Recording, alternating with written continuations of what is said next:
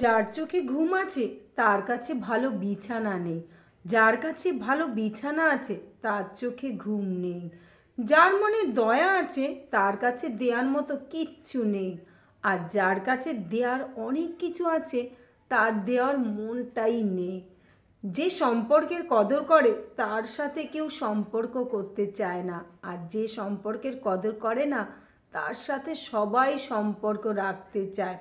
যার পেটে খিদে আছে তার কাছে পর্যাপ্ত খাবার নেই, যার পেটে খিদে নেই তার কাছে অনেক খাবার আছে।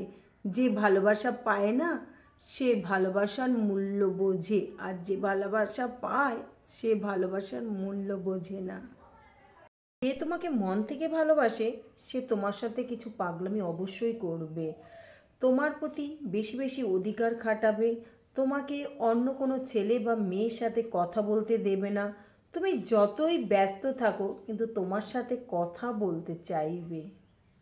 তার সাথে ঘন্টার পর ঘন্টা কথা বলার পরও কথা শেষ হয় না, তার নাম বন্ধু। যার কাছে তুমি তোমার সমস্ত কুকীর্তি নির্দ্বিধায় বলতে পারো তার নাম বন্ধু। হাজারো ঝগড়ার পরও একটা ফোন কলে তোমার সমস্ত রাগ জল হয়ে যায় যার ফোনে, সে তোমার আসল বন্ধু। আসলে বন্ধুত্ব অনেকটা আয়নার মতো, যার সামনে কোনো ফিল্টার অথবা মেকআপের দরকার হয় না।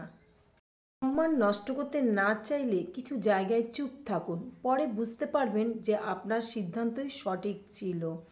যখন কেউ আপনার অনুভূতি বোঝে না, তখন আপনার কষ্ট ও মন খারাপের কারণ বোঝার চেষ্টা করে না, তখন তার উপরে ক্ষিপ্ত না হয়ে সেখান থেকে চলে আসুন। যখন কোনো মূর্খ বিনা কারণে না বুঝে তর্ক করে তখন কথা না বাড়িয়ে চুপ করে থাকুন, কারণ মূর্খদের সাথে তর্ক করে কখনোই জেতা যায় না। নিজের পারিবারিক ঝগড়ার কথা কখনোই কাউকে বলতে যাবেন না, কারণ অনেকেই সেইগুলো নিয়ে ঠাট্টা তামাশা করতে পারে, আপনাকে খোঁটা দিতে পারে। যখন কোনো মানুষ আপনার উপরে রাগ দেখিয়ে নিজের মনকে সান্ত্বনা দেওয়ার চেষ্টা করে তখন তার সাথে তর্ক না করে সরে আসাটাই বুদ্ধিমানের কাজ।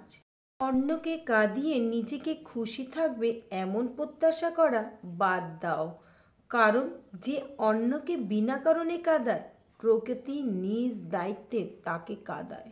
আমরা যখন কথা বলি সেই কথাগুলি এমনি এমনি আসে না, সেই কথাগুলিকে নির্ধারণ করে দেয় কিছু বিষয়।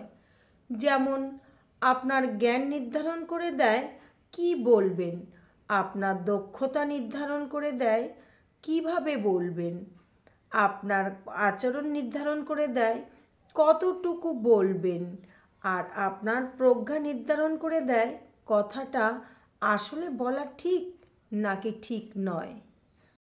তুমি দেখতে সুন্দর, বাট হ্যাঁ, কিন্তু তোমার সৌন্দর্য দেখে আমি প্রেমে পড়িনি, তোমার সাথে কথা বলে আমি মানসিক শান্তি পাই, এর জন্য তোমাকে আমি ভালোবাসি। বুঝলে জান?